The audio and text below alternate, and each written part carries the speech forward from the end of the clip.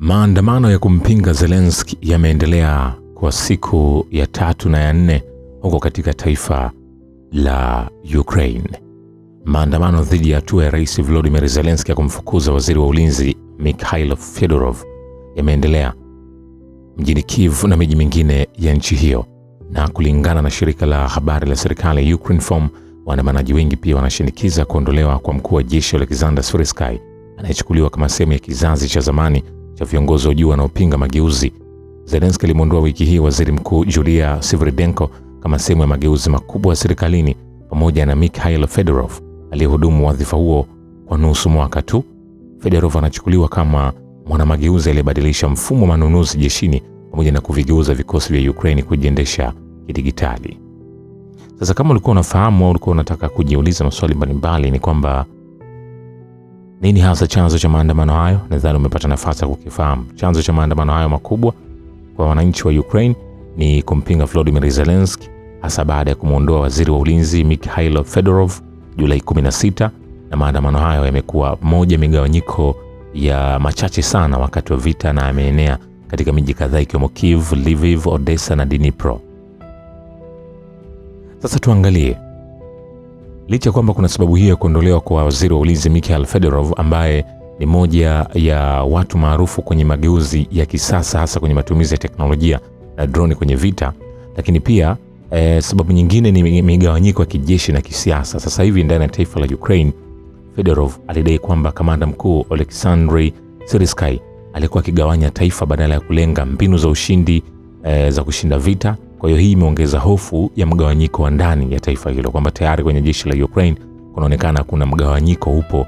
Mkuu wa majeshi mwenyewe amegawa jeshi kwa mfumo anaoendesha yeye kijeshi na mifumo ambayo baadhi ya akili nyingine ambazo inazo ya kutaka jeshi liende. Lakini pia waandamanaji ukitazama kwa picha mbalimbali, wao walikuwa wamebeba mabango ikiwa na maneno kama aibu, bring Fedorov back, wakihisi kwamba Zelensky kwa hatua aliyochukua iliwapa faida zaidi Urusi kwenye uwanja wa kivita.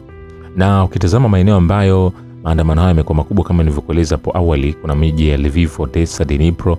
Maandamano haya yamekuwa yakifanyika kwenye maeneo yale ya umma, maeneo yale ya serikali yakionyesha upinzani wa kitaifa. Lakini pia hata Kyiv zaidi ya watu 1000 walifanya maandamano nje ya ofisi ya rais wakiimba wimbo wa taifa na kupiga kelele za kumpinga Zelensky kwa kile ambacho anakifanya. Sasa ukitazama maandamano haya yana hatari na athari yake, tutakuja kutazama baadaye. Lakini wananchi hao walioandamana wanazungumziaje vita vya Ukraine na Urusi? Wameridhika au maandamano hayo ni sehemu pia husika ya kupinga vita hivyo? Unaweza kuwa unajiuliza swali hilo. Nikwambie kabisa kwamba mitazamo ya wananchi kuhusu vita na maandamano yao, wengi bado wanamuunga mkono Zelensky kwenye mapambano dhidi ya Urusi, na waandamanaji hao licha kwamba hawakusema kwamba wanataka kusitisha vita au kukubali masharti ya Urusi, badala yake wao wanahisi kwamba kuondolewa kwa waziri wa ulinzi Mikhailo Fedorov kunadhoofisha uwezo wa Ukraine kupambana. Na maandamano hayo ni sehemu husika ya siasa za ndani ya taifa la Ukraine na yalilenga uongozi wa Zelensky na uamuzi wake wa kumwondoa Fedorov, wakihisi kwamba hatua hiyo ni aibu na inaleta mgawanyiko wa ndani. Kwa hiyo ndio sababu ukitazama katika maandamano haya usije ukadanganyika kwamba waandamanaji walionekana kuna namna moja na namna nyingine kuridhia makubaliano ya Ukraine kwa upande wa Urusi. Yes. Lakini pia Zelensky amechukua hatua gani na anaweza kuwaua waandamanaji endapo wakiendelea zaidi, kwa sababu watahatarisha maisha yake? Ukitazama mpaka sasa hatua ambazo zimechukuliwa na Zelensky, kwanza kabisa moja ambayo inatizamwa na Zelensky, amejitahidi kutuingia kwenye mtego ile sijakangamizwa ni swala zima la kutoweka ukandamizaji wa kijeshi dhidi ya waandamanaji. Polisi na vikosi vya usalama walikuwepo kwenye maandamano hayo kuhakikisha usalama, lakini hakuna ripoti za kutumia nguvu wala ripoti za kifo. Lakini pia badala ya kukandamiza maandamano, Zelensky amesonga mbele na mabadiliko ya serikali, akimteua waziri mkuu mpya na kaimu waziri wa ulinzi. Kwa hiyo hajatekeleza matakwa yale ya wananchi. Lakini pia ukitazama uhusiano wake na wananchi, ingawa maandamano yalionyesha kwamba yana hasira na ni mgawanyiko, serikali haijachukua hatua zozote za kikatili dhidi ya raia wake. Yes. Kwa hiyo ukitazama ni kwamba maandamano yamefanyika kwa amani tu, kawaida tu, hakuna chochote ambacho kimeweza kuathiri, na hii yote ni kwa sababu endapo Zelensky atachukua hatua yote dhidi ya waandamanaji kwa namna yote ile, basi itakuwa ni kujichafulia kwa NATO, kwa Umoja wa Ulaya, na akishafanya hivyo basi watamwacha. Watamwacha kabisa, kwa sababu wataona kumbe wewe bwana alichokuwa anadai Urusi ni kweli, kwa hiyo watamtelekeza. Sasa Urusi kwenye maandamano haya haijapenyeza propaganda ili Ukraine ivurugike kupitia maandamano haya ya wananchi na Zelensky atoke madarakani? Unaweza ukawa unajiuliza swali hilo, ila tu nikwambie kuna ushahidi mdogo tu kwamba Urusi ina uwezekano inatumia propaganda na upotoshaji ili kujaribu kuvuruga umoja wa Ukraine na kudhoofisha uongozi wa Rais Zelensky. Na hii ni kama wao walivyomfanyia, japo walifeli, kwa sababu Urusi pia alifanyiwa propaganda za kihabari za upotoshaji wa taarifa na mengineo mengi ili kumdhoofisha huko nje. Kabidi atumie nguvu kubwa kujisafisha, nguvu kubwa kujiimarisha kwenye kitengo hicho cha mambo ya kihabari. Na ukitazama sasa hivi kupitia mitandao ya kijamii na vyombo vya habari, Urusi yeye anatumia mitandao ya kijamii kusambaza taarifa mbalimbali, ikiwemo madai ya kwamba Zelensky amepoteza uhalali na kwamba viongozi wa kijeshi wanagombana. Na hiki ukitazama ni propaganda, inakwenda katika mfumo wa propaganda, ila ni ukweli halisia uliopo, na kimekuwa akitoa ushahidi mbalimbali.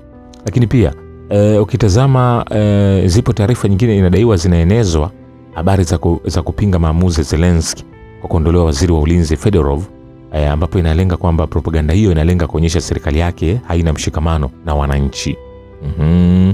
Lakini hakuna ushahidi wa moja kwa moja kwenye hili kwamba Urusi ndo amepenyeza mfumo watu wafanye maandamano ili kwa ajili ya kumtaka Fedorov. Hapana hilo.